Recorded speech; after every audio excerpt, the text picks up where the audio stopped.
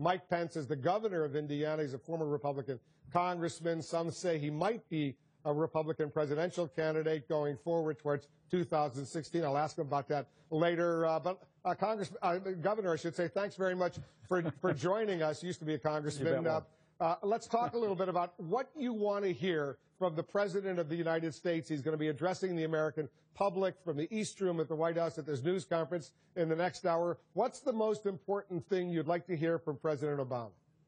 Well, I hope we hear that the President got the message, that the American people have been disappointed with the direction of our country at home and abroad, and that he's prepared to roll his sleeves up with a new Republican majority in the Senate and a wider Republican majority in the House and work in ways to get this economy moving again. I also hope, Wolf, that he looks at 31 Republican governors and recognizes that the American people are giving a great affirmation to Republican leadership at the state level and looks for more ways to work with this Congress to give states like Indiana and all the other states around the country more freedom, more flexibility to craft solutions at the state level that'll work for the people of each of those jurisdictions.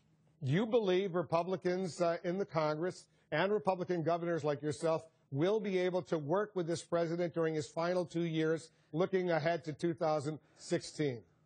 Well, you know, I was there when we won the House back in 2010. Our hope was that we saw movement in the White House then. It didn't come to fruition. But I hope the president got the message.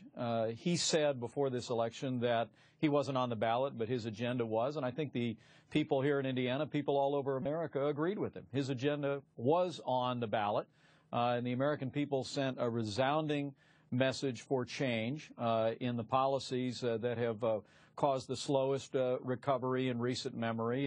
And also, I think they want to see Washington start to work together, also start to work in more effective partnerships with our states to craft solutions that'll get this economy moving again and really restore America's place in the world.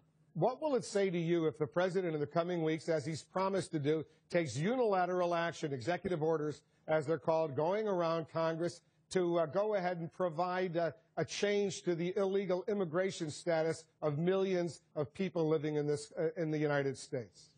Well, I think millions of Americans would be profoundly disappointed if the president got out his phone and his pen and acted in any unilateral way in the wake of yesterday's incredible election. The American people have sent a deafening message that they want change.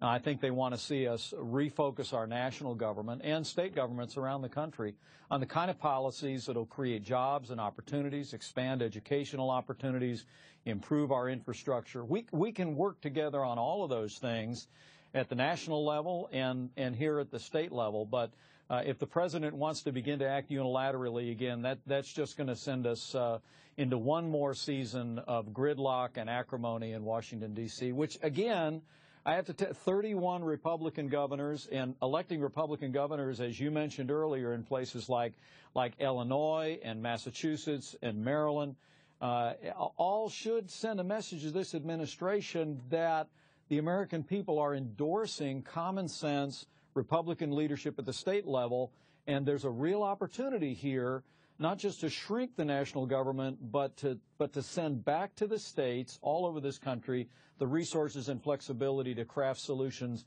that'll work in each and every one of their states. Are you thinking of running for the Republican presidential nomination? You know, today really is about all these great candidates, and I want to give great credit to our great team here in Indiana. We had a great victory, 3 outstanding women leading our ticket here, wider majorities in our legislature. I'm also grateful to have been a small part of standing with a number of our candidates around the country running for election and re-election as governor. And for my part, I'm going to stay focused here on the state of Indiana, stay focused on keeping Indiana in the very forefront of growth and opportunity here in the Midwest, and we'll make decisions about our future down the road. All right, so you're not ruling it out, though, right? Well, my focus is here in Indiana. You know, we've seen unemployment drop from 8% to 5.7% now. We're recognized as a national leader in education, innovation, and we've got the results to prove it. And with our upcoming session of the General Assembly, I think the opportunity we have now with renewed majorities in the Hoosier State and frankly with a great statewide team reelected is to continue to keep Indiana in the forefront of now a part of the country here in the Midwest that has Republican governors from Illinois, Wisconsin, Michigan, Ohio, and we intend to continue to lead that pack. All right, we'll leave it on that note. Governor Pence, thanks very much for joining us. Thank you, Wolf.